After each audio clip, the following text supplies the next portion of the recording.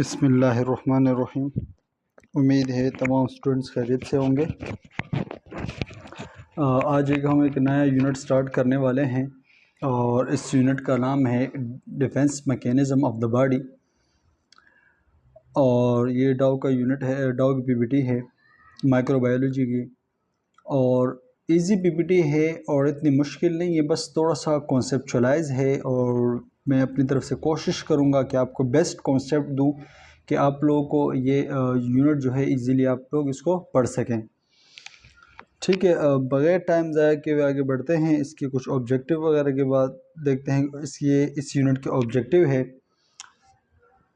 First objective जो है इस यूनिट का, define the resistance and susceptibility. ये कुछ वर्ड्स है दो, इसके क्या मतलब है, क्या वजूहात होती है, क्या चीज़ है, इसके बारे में थोड़ा डिस्कस करेंगे। ठीक है, और नॉन स्पेसिफिक रेसिस्टेंस के बारे में डिस्कस करेंगे। उसके साथ साथ स्किन का क्या रोल है, म्यूकस मेम्ब्रेन का क्या रोल है, नॉन स्पेसिफिक रेसिस्टेंस क्या, इन चीज़ों के बारे में हम थोड़ा सा डिस्कस करेंगे। और उसके साथ साथ हम फिगोसाइटोसिस का जो प्रोसेस है इसके बारे में थोड़ा डिस्कस करेंगे कि फिगोसाइटोसिस क्या होता है और किसे कहते हैं। और उसके साथ साथ जो इनेट रेसिस्टेंस, इम्यूनिटी, इन सब को हम डिस्कस करेंगे। ठीक है, ये भी इस यूनिट के कुछ ऑब्जेक्टिव है। आज हम कोशिश करेंगे पार्ट 1 हम क्लियर करें और फिर नेक्स्ट हम पार्ट 2 में जाएंगे। ठीक है, अच्छा स्टार्ट करते हैं इस यूनिट को। Explain the role of good health and protection against the microbial infection. यहाँ पर ये एक डिफिनेशन दी गई है हेल्थ के हवाले से। जो WHO है, वर्ल्ड हेल्थ ऑर्गेनाइजेशन, उन लोगों ने हेल्थ को किस तरह डिफ़ाइन किया गया है। मिसाल के तौर पर एक क्वेश्चन है कि हेल्थ क्या होता है, तो WHO वालों ने हेल्थ को ज़रा डिफ़ाइन इस तरीके से किया है, वे health is a state of complete physical, mental and social well being, not a merely the absence of disease और इन्फर्मिटी। WHO जो है, वर्ल्ड हेल्थ ऑर्गेनाइजेशन, इन लोगों ने हेल्थ को इस तरह डिफाइन किया। इन लोगों ने कहा अगर एक शख्स जो completely physically, mentally, socially, spiritually, intellectually तमाम तरीके से वेल बीइंग हो और उसमें किसी भी किस्म का डिजीज़ या कोई भी ऐसे कोई इन्फर्मिटी या कोई तकलीफ ना हो, इसको हम हेल्थ कहेंगे। सिर्फ हेल्थ हम इसको नहीं कहेंगे, एक शख्स है वो बीमार नहीं है, सही घूम रहा है, तो हम उसको ये नहीं कह सकते कि ये बंदा हेल्थी पर्सन है। WHO वालों ने कहा कि भाई हेल्थी पर्सन आप उस इंसान को कहोगे, वो इंसान जो फिजिकली, ठीक है, वो इंसान जो इमोशनली, जो सोशली, स्पिरिचुअली और इंटेलेक्चुअली तमाम तरीकों से वेल बीइंग हो, एब्सेंस ऑफ डिजीज हो, और कोई किस्म का एब्सेंस उसमें ना हो, कोई किस्म की जरासीम या कोई फिजिकली तौर पर या मेंटली तौर पर या इमोशनली तौर पर वो डिस्टर्बेंस ना हो, वो तमाम तरीकों से परफेक्ट हो, इस पर्सन को हम हेल्थी पर्सन कहलाए जाएंगे। ये बेसिकली हेल्थ का डेफिनेशन इन लोगों ने, WHO ने डिफाइन किया गया है। ठीक है, फिर there are 5 main aspect of the personal health, physical, emotional and social and spiritual and intellectual. वही बात दोबारा की है कि भाई एक जो हेल्थ है, पर्सनल हेल्थ है, वो 5 चीज़ों पर डिपेंड होता है, physical, mental, social, spiritual, intellectual, तमाम तरीक़ों से एक शख्स वेल बींग हो और कोई एब्सेंट ऑफ डिजीज़ हो, कोई भी मसला ना हो उसमें, तो हम उसको हेल्थ कहेंगे। ठीक है, और यहाँ पर नेक्स्ट डिस्कस करते हैं, define the resistance and susceptibility. अभी दो वर्ड्स है, रेसिस्टेंस किसे कहते हैं और ससेप्टिबिलिटी किसे कहते हैं। अभी susceptibility means by the can't grow if the drugs is present, the means antibiotic effective against the bacteria. For example, एक बंदा है जो बीमार है, ठीक है, उस इंसान को मैंने क्या किया, उसको मैंने एक एंटीबायोटिक दिया, उस इंसान को मैंने एंटीबायोटिक दिया और उस एंटीबायोटिक की वजह से उस इंसान के अंदर जो बैक्टीरिया थी उसने ग्रो करना रोक दिया, वो ग्रो नहीं कर पा रहा। जब वो एंटीबायोटिक उसकी बॉडी में मौजूद है और वो बैक्टीरिया उस एंटीबायोटिक की वजह से ग्रो नहीं कर पा रहा, तो इसका मतलब ये है कि इसको हम ससेप्टेबल पर्सन कहलाएंगे कि ये बंदा ससेप्टेबल है, इसको तो ये जरासीम तकलीफ नहीं दे रहे, हाँ इसकी वजह से दूसरे को तकलीफ दे सकते हैं जिनकी इम्यूनिटी कमज़ोर हो। तो ससेप्टेबल का मतलब ये है, अगर हम किसी इंसान को फॉर एग्जांपल एंटीबायोटिक देते हैं और उस एंटीबायोटिक की वजह से उसके अंदर जो बैक्टीरियाज है वो रुक जाए, तो इसको हम ससेप्टेबल कहते हैं। दूसरी बात, रेसिस्टेंट किसे कहते हैं। Resistance mean the bacteria can grow even if the drugs is present. This sign of the ineffective antibiotics. Resistance किसे कहते हैं? फॉर एग्जाम्पल सेम वही पर्सन है और उसी पर्सन को मैंने एंटीबायोटिक दिया, उस एंटीबायोटिक की वजह से, मगर वो एंटीबायोटिक देने की वजह से भी वो बैक्टीरिया रुक नहीं पा रहा, वो ग्रो कर जा रहा है। तो इसका मतलब ये है कि ये जो एंटीबायोटिक मैंने दिया है ये इनइफेक्टिव है, ये उस पर्सन के ऊपर इफेक्ट नहीं कर रहा, उस बैक्टीरिया के ऊपर इफेक्ट नहीं कर रहा, बैक्टीरिया ग्रो कर रहा है। तो इसको हम रेसिस्टेंस कहते हैं, मतलब बैक्टीरिया इसको रोक रही है, रेसिस्ट कर रही है, इसके ऊपर इफेक्ट नहीं कर पा रहा। तो दो वर्ड्स को मैं दोबारा से एक एक लाइन में एक्सप्लेन कर दूं आपको कि जब एक शख्स को एंटीबायोटिक दिया जाता है और उस एंटीबायोटिक की वजह से वो बैक्टीरिया रुक जाता है तो इसको हम सब्जेक्टेबल कहते हैं। और वो जब उसी शख्स को हम दोबारा कोई दूसरी एंटीबायोटिक देते हैं और वो एंटीबायोटिक उस बैक्टीरिया को नहीं रोक पा रही तो इसको मीन्स रेसिस्टेंस, वो बैक्टीरिया उस एंटीबायोटिक को रेसिस्ट कर रही है। तो ये दो वर्ड्स इसको एक्सप्लेन किए, ठीक है। अब एंटीबायोटिक्स क्या है? Drugs that kill the stop and grow of the bacteria. Antibiotics are the type of the antimicrobial. Penicillin, ciprofloxacin are example of antibiotics. Antibiotic एक ड्रग्स है या एक सब्सटेंस के लिए एंटीबायोटिक वो ड्रग्स वो सब्सटेंस है जिसकी वजह से बैक्टीरिया को किल किया जा सकता है और उसकी ग्रोथ को रोक दिया जा सकता है। इस तरह सब्सटेंसेस को या इस तरह ड्रग्स को हम एंटीबायोटिक्स कहते हैं। और ये एंटीबायोटिक्स जो है ये एंटीमाइक्रोबियल की एक टाइप है। एंटीबायोटिक की एग्जांपल दिए, पेनिसिलिन भी एक एंटीबायोटिक है, सिप्रोफ्लॉक्सिसिन भी एक एंटीबायोटिक है। ये वो एंटीबायोटिक्स है जिसकी वजह से हम बैक्टीरिया की ग्रोथ को रोक सकते हैं और उसको किल कर सकते हैं, ठीक है। अच्छा, कुछ डिफरेंस बताया गया। एक non specific protective mechanism repel all micro organism equally. एक दूसरी बात यहां पर यह बताया जा रहा है कि एक नॉन स्पेसिफिक प्रोटेक्टिव मैकेनिज्म है। इस नॉन स्पेसिफिक प्रोटेक्टिव मैकेनिज्म की वजह से हम क्या कर सकते हैं? ऑल तमाम micro organism equally repel, repel मतलब हटा सकते हैं, खत्म कर सकते हैं, एक जगह से हटा सकते हैं। तो नॉन स्पेसिफिक प्रोटेक्टिव मैकेनिज्म के जरिए हम तमाम किस्म के जो माइक्रो ऑर्गेनिज्म वो इक्वली हम रिपेल कर सकते हैं। फिर दूसरी बात यह है specific immune response are the tolerate to particular type of invaders. Both system work together toward the organism from the entering and proliferating within a body. फिर यहाँ पर दूसरी बात ये कि स्पेसिफिक इम्यून रिस्पॉन्स, ये स्पेसिफिक इम्यून रिस्पॉन्स सिर्फ specific inverters के ऊपर होता है। फॉर एग्जांपल, मिसाल के तौर पर अगर हम non specific protective mechanism perform कर दे तो इसकी वजह से जितने भी माइक्रोब्स है वो किल होंगे, चाहे कोई सा भी हो। जब स्पेसिफिक इम्यून रिस्पॉन्स करता है तो फिर किसी स्पेसिफिक माइक्रोब्स के अगेंस्ट करता है।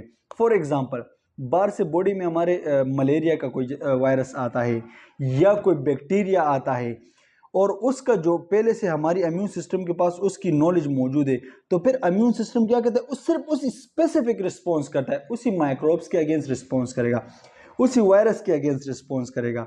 तो इस तरह को स्पेसिफिक इम्यून रिस्पॉन्स कहलाए जाते हैं। ये स्पेसिफिक इम्यून रिस्पॉन्स और नॉन स्पेसिफिक प्रोटेक्टिव मैकेनिज्म ये दोनों एक साथ काम करते हैं, ये दोनों सिस्टम एक साथ काम करते हैं। किस चीज़ के खिलाफ? इन्वाइडर्स के, माइक्रो ऑर्गेनिज्म के खिलाफ, जो हमारी बॉडी के अंदर एंटर होते हैं, फिर प्रोलिफरेशन होती है, प्रोलिफरेटिंग होते हैं, बढ़ते हैं। तो इन दोनों के अगेंस्ट, इन जरासीमों के अगेंस्ट ये दोनों जो फंक्शन है ये हमारी बॉडी में एक साथ काम करते हैं और हमारी बॉडी को प्रोटेक्ट करते हैं। अच्छा, define the non specific resistance. अभी नॉन स्पेसिफिक रेसिस्टेंस क्या होता है? नॉन स्पेसिफिक रेसिस्टेंस में हमारे पास फर्स्ट आता है skin and mucous membrane. Skin and mucous membrane provide the first step of defense to the body against invasion of the pathogen. ये skin और हमारा म्यूकस मेम्ब्रेन जो है ये बेसिकली ये एक पहला स्टेप, पहला फर्स्ट लाइन ऑफ डिफेंस जो है ये वो प्रोवाइड करवाता है, कोई भी जरासीम को हमारी बॉडी के अंदर आने नहीं देता और हमारी बॉडी को प्रोटेक्ट करता है। ठीक है, फर्स्ट लाइन डिफेंस स्किन या म्यूकस मेम्ब्रेन। मैकेनिकल फैक्टर, अभी स्किन की मैकेनिकल फैक्टर की बात कर रहे हैं। Skin act as an outer barrier of the keratinized epithelial to the microorganism. Chemicals a non-living agent. बात यहाँ पर खत्म होती है। कहते हैं ये स्किन जो है ये बेसिकली एक ऐसा काम करता है, एक प्रोटेक्टिव बैरियर का काम करता है, मतलब बैरियर कहते हैं रोकने को। ये हमारा जो स्किन है ये बेसिकली आउटर बैरियर है, ये एक बार की तरफ से रोकता है।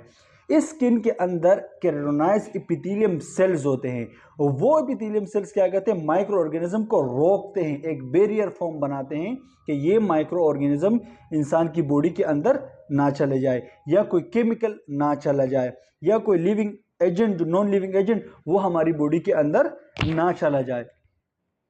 तो इनको प्रोटेक्ट कौन करता है, ये केराटिनाइज्ड सेल्स होते हैं और ये स्किन के अंदर होते हैं। ठीक है, अच्छा फिर यहां पर बात है, it contain to portion, the dermis inner and thicker portion of the skin, epidermis and outer thinner portion influenced by the external environment. ठीक है, फिर यहाँ पर दो बातें बताई गई, कह रहे कि स्किन जो है इसकी दो लेयर्स होती है।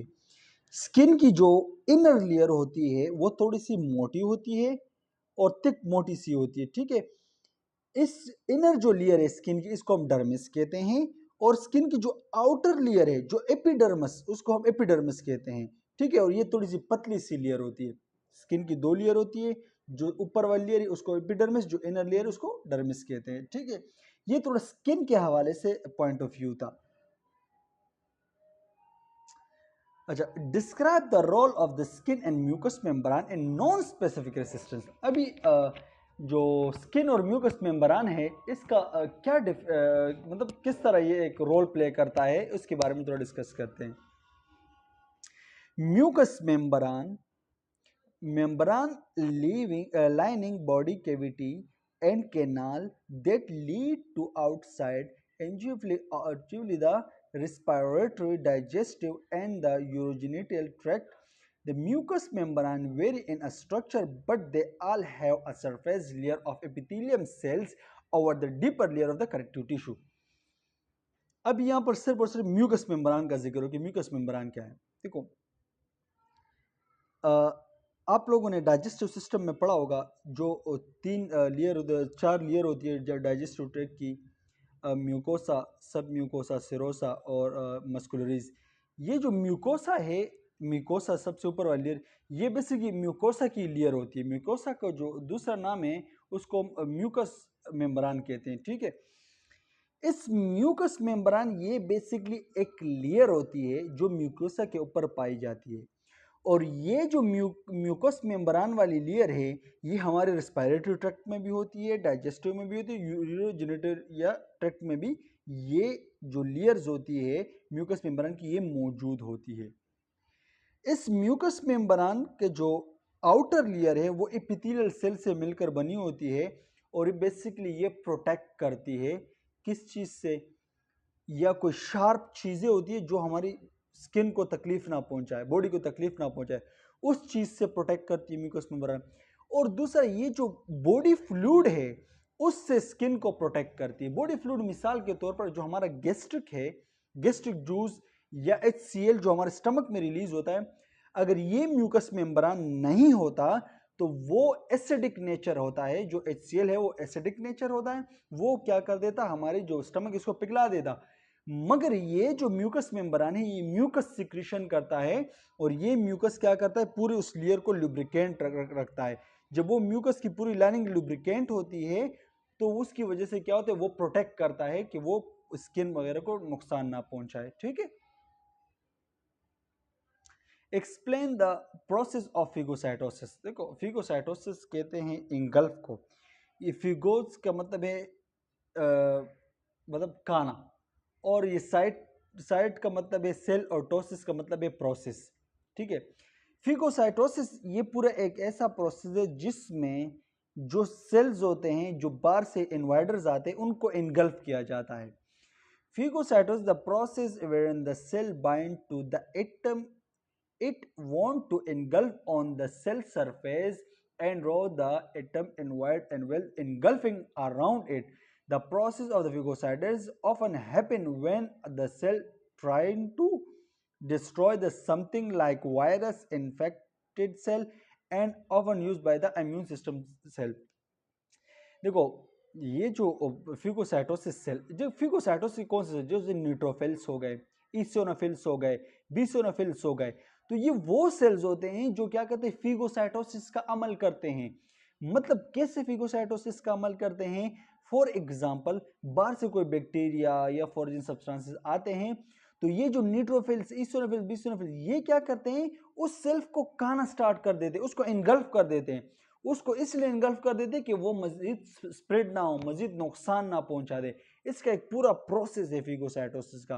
अगर मैं फिर इसके शायद इसके ऊपर एक प्रॉपर लेक्चर भी बना दूं कि फिगोसाइटोसिस का प्रोसेस क्या है। अगर फिर भी आप लोगों ने मजीद इसको थोड़ा एक्सप्लेन करके समझना है तो इसको आप यूट्यूब पे आप सर्च कर सकते हैं, फिगोसाइटोसिस का प्रॉपर आपको एक वीडियो आपके पास आ जाएगी, आप उसको भी देख सकते हैं। मगर जो मैंने आपको ओवरऑल बताया ये इसी जो हमारे सेल्स होते हैं बॉडी के न्यूट्रोफिल्स, इसिनोफिल्स, वो क्या कहते हैं, जो फॉरेन सब्सटेंसेस आते हैं जैसे वायरस हो गया है, बैक्टीरिया सेल, इन चीज़ों को इंगल्फ करते हैं। ठीक है, इंगल्फ मतलब काते हैं। अच्छा, define the specific resistance innate and resistance and immunity. इन तीन चीज़ों को यहाँ पर डिफाइन करना है। ठीक है, specificity refer to the adaptive immunity system ability to target specific pathogen, and memory refer to its ability to quickly respond to pathogens, also known as specific resistance to which it has previously been exposed। ये words यहाँ पर जहन में रखना। मैं आपको यहाँ पर मैं लाइन के हिसाब से आपको नहीं समझाऊंगा, मैं आपको एक कॉन्सेप्ट दूंगा कि उस कॉन्सेप्ट से आपका ये सारा क्लियर हो जाएगा। देखो मेन बात यहां पर क्या है, एक तो स्पेसिफिसिटी को हम एडेप्टिव इम्यून सिस्टम भी कहते हैं। अभी ये एडेप्टिव इम्यून सिस्टम क्या है, यहां पर बात हो रही है। फॉर एग्जांपल आप सब लोग के घर में बच्चे होंगे, आप लोगों ने देखा होगा कि अक्सर बच्चों को, अक्सर नहीं हर बच्चे को वैक्सीनेशन लगाई जाती है, वैक्सीन लगाई जाती है। क्यों लगाई जाती है? उस वैक्सीन का लगाने का मकसद, उसमें उस वैक्सीन में बेसिकली वो भी बैक्टीरियाज होते हैं, मगर वो जो बैक्टीरियाज होते हैं या माइक्रोब्स होते हैं वो इनएक्टिव फॉर्म में होते हैं। वो जो वैक्सीन तैयार होती है वो भी बेसिल बैक्टीरियाज वगैरह इनएक्टिव माइक्रोब्स से होती है, मगर वो इस तरह बैक्टीरिया, इस तरह माइक्रोब से बनाई जाती है वैक्सीन कि वो उस इंसान के अंदर डिजीज काज ना कर सके। जब क्या किया जाता है, आपने देखा होगा बच्चों को ये वैक्सीन लगाते हैं, जब वो फॉर एग्जांपल मिसाल के तौर पर पोलियो वैक्सीन ले लें, ठीक है, या पोलियो वैक्सीन ले लें या कोई सी भी ऐसी वैक्सीन ले लें, जब हम बच्चों को पैदाइश में वो वैक्सीन लगा लेते हैं तो उस वैक्सीन के अंदर इनएक्टिव माइक्रोब्स होते हैं। वो माइक्रोब्स क्या होते हैं, जैसे वो बॉडी के अंदर चले जाते हैं तो उस बच्चे की जो इम्यूनिटी है वो एकदम एक्टिव हो जाती है। वो इम्यूनिटी क्या करती है, एंटीबॉडीज बनाती है। उस जो इन्फेक्शन उस बच्चे के अंदर डाला गया, जो वैक्सीन डाली गई है उसके अगेंस्ट उसी तरह एंटीबॉडीज बना देती है। वो एंटीबॉडीज क्या कर देती है, फौरन चली जाती है। फॉर एग्जाम्पल पोलियो की वैक्सीन हमने लगाई, वो हमारे जो बच्चे की इम्यूनिटी है वो उस पोलियो वैक्सीन जो लगाए उसके अगेंस्ट एंटीबॉडीज बनाएगी। वो एंटीबॉडीज चली जाएगी उस पोलियो को जरासीम डाले गए बच्चे के अंदर, उसको एकदम खत्म कर देगी, किल कर दे देगी। जब ये बच्चे की इम्यूनिटी उसको किल कर देगी तो उसके साथ वो अपने पास मेमोरी स्टोर करके रख देगी। वो अपने पास स्टोर करके रख देगी कि ये जो पोलियो का वायरस है ये इस शक्ल का है, इस तरह का है, वो उसी को अपने पास स्टोर करके रख देगी। बिलफर्ज उसकी जिंदगी में कभी भी इस तरह का कोई वायरस आता है पोलियो का, तो उसको दोबारा से सोचने समझने की जरूरत नहीं है, वो फिर स्पेसिफिक रिस्पॉन्स करेगा। जैसे पोलियो वायरस आएगा उसके पास मेमोरी सेव है, वो उसी तरह सेम एंटीबॉडीज बनाएगा और उसको किल कर देगा। तो स्पेसिफिक जो इम्यून रिस्पॉन्स है वो इसे कहते हैं कि किसी स्पेसिफिक चीज के लिए स्पेसिफिक रिस्पॉन्स करना, उसको हम स्पेसिफिक इम्यूनिटी कहलाई जाती है। ठीक है, ये एक मैंने प्रॉपरली कॉन्सेप्ट दिया कि जो हमारा जो एडेप्टिव या इम्यून सिस्टम है वो इस तरह एक स्पेसिफिक रिस्पॉन्स करता है। अभी इनेट रेसिस्टेंस किसे कहते हैं? innate immune response are not specific to particular pathogen in the way that adaptive immune, अच्छा, फिर response are that depend on a group of protein and the phagocyte cell that is recognize the conserved feature of the pathogen and become a quickly activated to help a destroy invaders। ये जो innate resistance है, ये कौन सी immunity कहलाई जाती है, इसकी बात बताता हूँ। कहते हैं ये जो इनेट रेसिस्टेंस है ये बेसिकली नॉन स्पेसिफिक होती है। क्या होती है? ये किसी एक चीज़ की भी नहीं कि सिर्फ पोलियो का वायरस है मैं उसके खिलाफ एंटीबॉडीज बनाऊंगा, नहीं, चाहे कोई भी इन्वायरस आए तो उसके अगेंस्ट जो इम्यून सिस्टम काम करते हैं वो इनएक्टिव इम्यून रिस्पॉन्स काम करता है, नॉन स्पेसिफिक। ये नॉन स्पेसिफिक इम्यून रिस्पॉन्स जो है ये बेसिकली क्या कहता है, ये ग्रुप ऑफ प्रोटीन या फिगोसाइटोसिस सेल्स होते हैं इसमें। ये क्या करता है, ये जो भी इनवाइडर्स बाहर से आते हैं ये पहले उसको रिकॉग्नाइज करता है और रिकॉग्नाइज के बाद उसके अगेंस्ट एंटीबॉडीज बनाते हैं, उसको किल कर देता है। ठीक है, ये नॉन स्पेसिफिक, किसी एक चीज के ऊपर डिपेंड नहीं है, ना किसी एक जरासीम को मारने पे डिपेंड है। अच्छा, अभी इम्यूनिटी का वर्ड्स क्या, what is immunity? With the biology, in biology, immunity is the capability of the multicellular organism to resist harmful microorganism. Immunity involve both specific and non-specific component. ठीक है, यहां पर बताया इम्यूनिटी केवल एक जानदार शख्स की, एक मल्टीसेलुलर ऑर्गेनिज्म की, एक जानदार शख्स की वो एबिलिटी जो किसी भी माइक्रो ऑर्गेनिज्म उसकी बॉडी में एंटर हो और उस इंसान के अंदर ये एबिलिटी हो कि वो उस माइक्रो ऑर्गेनिज्म को, उस इन्वाइडर को रोक सके, कि वो उसको तकलीफ ना पहुंचाए, इसको हम इम्यूनिटी कहलाई जाती है। फिर से एक्सप्लेन कर देता हूं। फॉर एग्जाम्पल मैं अपना देता हूं, मैं अपनी बताता हूं। जब भी कोई फॉर एग्जाम्पल बाहर से कोई माइक्रोब्स वगैरह कोई भी इन्वाइडर्स मेरी बॉडी में अंदर आ जाते हैं, जब मेरी इम्यूनिटी खुद से उसके अगेंस्ट एंटीबॉडीज बना रहे और उसको किल करना स्टार्ट कर दे तो डेथ, इसी को बेसिकली इम्यूनिटी कहलाई जाती है। ठीक है, अच्छा फिर यहां बताया कि इम्यूनिटी के जो होते हैं दो पार्ट्स होते हैं, एक होते हैं एक होता है स्पेसिफिक इम्यूनिटी, एक होता है नॉन स्पेसिफिक। दो चीजों पे डिपेंड है। Non specific component are the barrier eliminate of the wide range of the pathogen and response of there the antigenic makeup of the component of the immune response adaptive themselves in each new disease encounter of the can generate a pathogenic specific immune response। वही बात है जो मैंने अभी आपको last बताई है कि जो नॉन स्पेसिफिक है वो वाइड रेंज के ऊपर हर किस्म की जरासीम के ऊपर किल करने की एबिलिटी रखती है, जो स्पेसिफिक वो स्पेसिफिक के ऊपर काम करेगी। आगे एक स्लाइड आएगा उसमें आपको मजीद भी क्लियर हो जाएगा, इतना कन्फ्यूजन भी कवर हो जाएगी आपकी। यहाँ पर ये स्लाइड है एक, मैं अभी आ जाएगा, मैं आपको बता देता हूँ फिर। ठीक है, अच्छा ये स्लाइड हो गया मेरा। अच्छा फिर व्हाट इज एक्वायर्ड इम्यूनिटी? अभी एक्वायर्ड इम्यूनिटी कैसे कहते हैं? देखो एक्वायर्ड का मतलब जरूरत जब भी पड़ जाती है। एक्वायर्ड एक ऐसी इम्यूनिटी होती है जो हम जिंदगी में किसी भी टाइम एडॉप्ट कर सकते हैं, हासिल कर सकते हैं। एक होती है नेचुरल इम्यूनिटी, एक होती है एक्वायर्ड। एक्वायर्ड हम किसी चीज से भी हासिल कर सकते हैं। अभी प्रॉपरली कॉन्सेप्ट दूंगा आपको, एक्वायर्ड इम्यूनिटी का प्रॉपरली कॉन्सेप्ट मैं दूंगा, प्रॉपरली कॉन्सेप्ट में दूंगा भी आपको एक्वायर्ड इम्यूनिटी का। सही है, what is acquired immunity? Acquired immunity is the immunity you develop over your life time, it can become from. अभी ये एक्वायर्ड इम्यूनिटी जो है ये आप डेवलप कर सकते हो अपनी लाइफ टाइम, किसी भी टाइम आप डेवलप कर सकते हो। किस तरीके से? आप अपनी इस एक्वायर्ड इम्यूनिटी को वैक्सीन के जरिए भी बना सकते हो, आप इस एक्वायर्ड इम्यूनिटी की एंटीबॉडीज के जरिए बना सकते हो। अभी मैं आपको वही एग्जांपल दे दूं कि कैसे होगी। वैक्सीन के थ्रू भी आप एक इम्यूनिटी अपनी बना सकते हो। वैक्सीन के थ्रू कैसे बना सकते हो? मिसाल के तौर पर वही मैं आपको बता दूं, फॉर एग्जांपल एक बच्चा है, दो बच्चे हैं, एक को वैक्सीन नहीं लगी है और एक को वैक्सीन लगी है। ठीक है, अभी एक को वैक्सीन लगी है एक को नहीं लगी। अभी दो पोलियो की जरासीम है, एक दोनों के अंदर चले गए, एक के बच्चे के अंदर भी चले गए, दूसरे बच्चे के, दोनों के अंदर चले गए। उस पोलियो वायरस जरासीम ने एक बच्चे को बीमार कर दिया और दूसरे बच्चे को बीमार नहीं किया। जब दूसरा बच्चा बीमार नहीं हुआ तो उसका मतलब क्या हुआ? उसकी इम्यूनिटी पहले से बनी हुई थी, उसकी इम्यूनिटी पहले से बनी हुई थी, उसका फायदा हो गया, उसकी इम्यूनिटी पहले से बनी हुई थी। तो इसी वजह से उस वायरस ने उस बच्चे को बीमार नहीं किया और दूसरा नुकसान में चला गया, उससे को वैक्सीन नहीं लगी थी।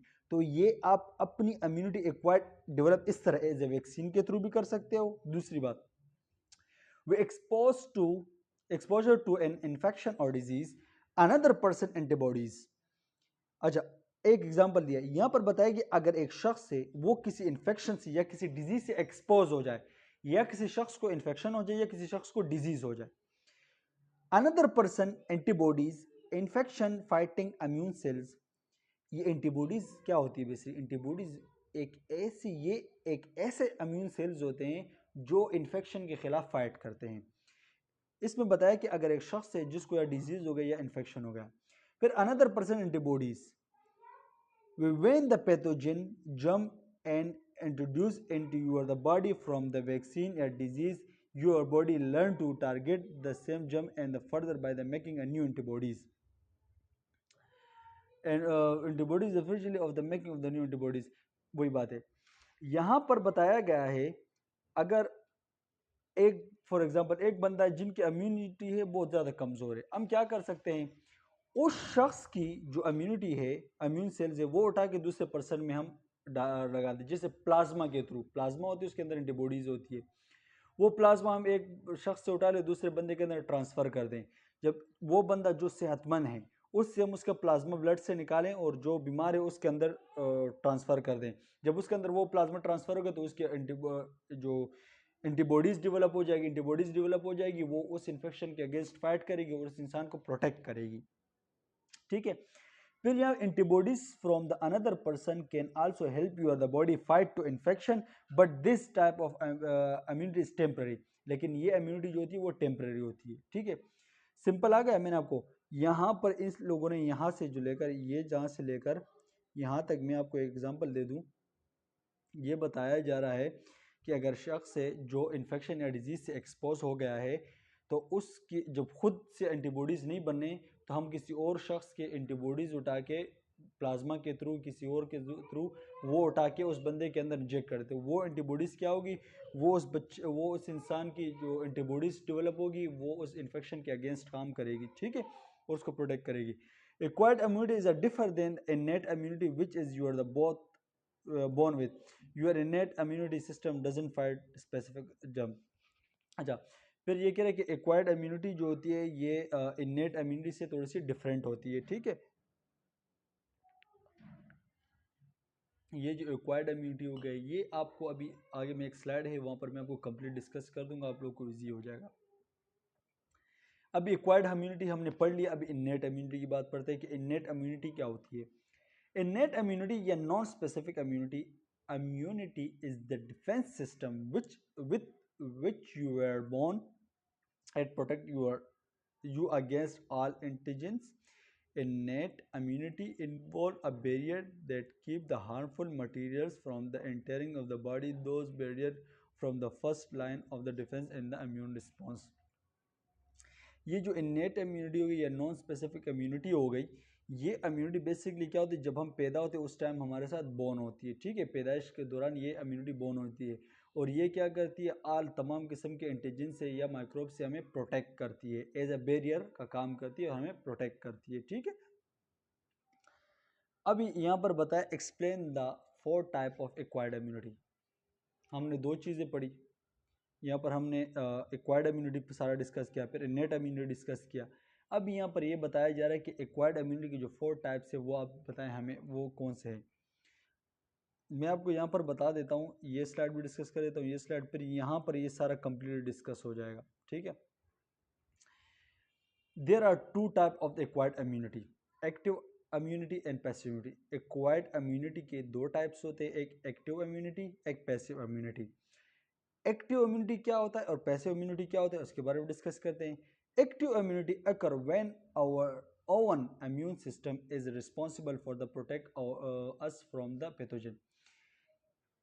फॉर एग्जांपल, कोई भी माइक्रो ऑर्गेनिज्म हमारी बॉडी में आता है, ठीक है, कोई भी, और हमारी जो बॉडी है वो नेचुरली, वो क्या है, नेचुरली इम्यून रिस्पॉन्स परफॉर्म करे, नेचुरली खुद तरीके से अपने ही इम्यून रिस्पॉन्स परफॉर्म करें, अपने एंटीबॉडीज़ बनाना स्टार्ट कर दें और उस माइक्रोब्स के खिलाफ, वो एक्टिव इम्यूनिटी कहलाई जाएगी। एक्टिव इम्यूनिटी कब बनती है?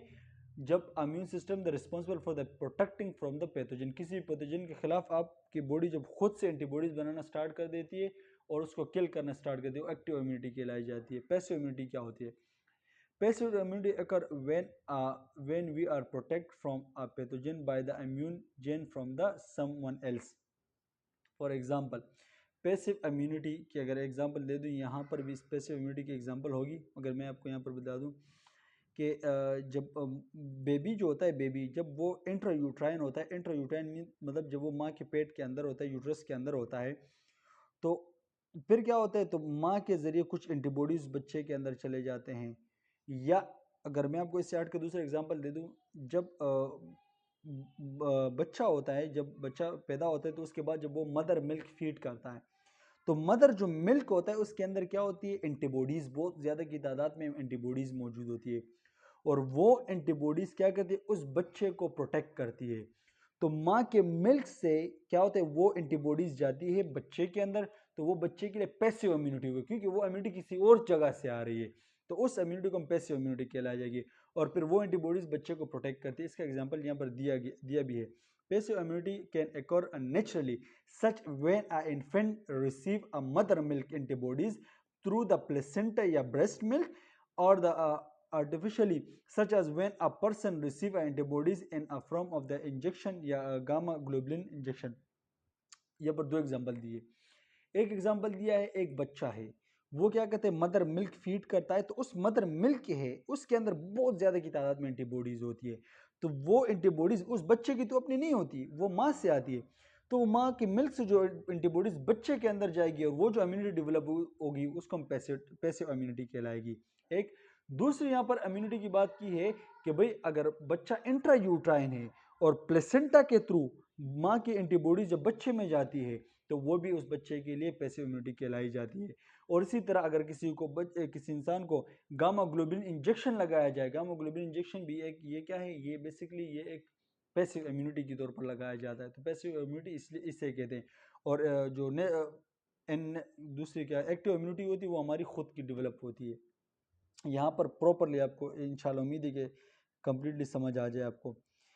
अच्छा, लेट क्लियर योर कॉन्सेप्ट। सबसे पहले एक्वायर्ड इम्यूनिटी क्या होता है। Immunity you develop during the life, ठीक है। फिर एक्वायर्ड इम्यूनिटी हमने कहा दो हिस्सों में डिवाइड है, एक को हम एक्टिव, एक को हम पैसिव।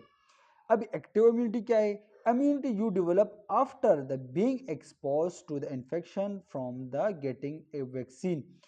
एक्टिव इम्यूनिटी जो होती है, ये जब आपको कोई इन्फेक्शन वगैरह हो जाए तो उसके बाद ये क्या होती है, डेवलप हो जाती है। या आप वैक्सीन के ज़रिए भी आप, या कोई भी आपकी बॉडी में इन्फेक्शन चला जाए, बैक्टीरिया कोई भी चीज़ चले जाए, या आपको कोई वैक्सीन लगा दिया जाए, तब ये आपकी एक्टिव इम्यूनिटी क्या हो जाती है, डेवलप हो जाती है।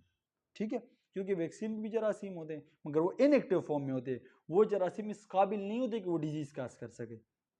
अभी पैसिव की बात करते हैं। Passive immunity is you are acquired from the someone या समथिंग एल्स। पैसिव इम्यूनिटी वो इम्यूनिटी जब आप किसी और से लेते हैं। मैंने आपको एग्जांपल, तीन एग्जांपल, एक मिल्क का एग्जांपल दिया, प्लेसेंटा का एग्जांपल दिया और इंजेक्शन का भी एग्जांपल दिया।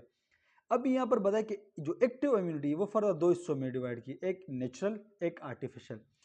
अभी एक्टिव इम्यूनिटी की जो एक नेचुरल में डिवाइड किया, एक आर्टिफिशियल में। अभी नेचुरल एक्टिव इम्यूनिटी किसे कहते हैं और आर्टिफिशियल एक्टिव इम्यूनिटी किसे कहते हैं। Natural active immunity antibodies made after the expose of the infection.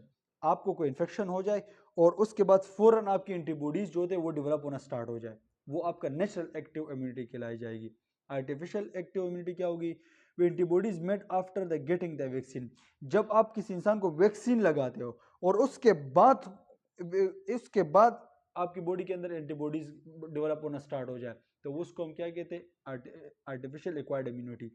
बहुत सारे बच्चों को ये कॉन्सेप्ट हो गया कि दोनों तो जरासीम है, मगर नेचुरल मतलब बाहर से जो नेचुरल बैक्टीरिया वगैरह ये सारी चीज़ें ये बॉडी में चली जाए और उसके खिलाफ हमारी बॉडी अपनी एंटीबॉडीज बनना स्टार्ट कर दे फौरन से, तो नेचुरल एक्टिव इम्यूनिटी। और जब हम वैक्सीन के जरिए कोई जरासीम खुद से इंजेक्ट करते हैं पर्सन के अंदर, फिर एंटीबॉडीज बनती है, वो आर्टिफिशियल एक्वायर्ड इम्यूनिटी कहलाई जाती है। इसी तरह पैसिव इम्यूनिटी में भी नेचुरल पैसिव इम्यूनिटी और artificial passive immunity. Natural passive immunity में antibodies transform from the mother to the baby way of mother milk. जब माँ के मिल्क से वो एंटीबॉडीज बच्चे के अंदर ट्रांसफर होती है, तो उसको हम नेचुरल पैसिव इम्यूनिटी कहलाई जाती है। और artificial passive immunity antibodies required from the immune serum या मेडिकेशन।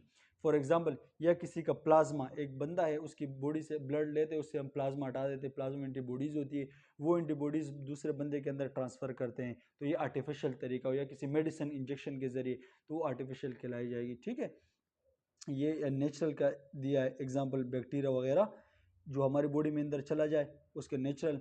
आर्टिफिशियल जब हम खुद से वैक्सीन में लगाते हैं, और फिर नेचुरल मदर मिल्क और ये ब्लड वगैरह, ये सारे एग्जांपल मैंने आपको दिए। और यहाँ तक आज कंटिन्यू करते हैं, फिर नेक्स्ट जो हमारा कंटिन्यू होगा वो एंटीजन पे हम डिस्कस करेंगे, ठीक है। बेस्ट ऑफ लक गाइस, अल्लाह हाफिज़, थैंक यू। और लाजमी कमेंट करें कि मुझे भी आइडिया हो कि आपको कितना % ये क्लियर हो गया। अल्लाह हाफिज़।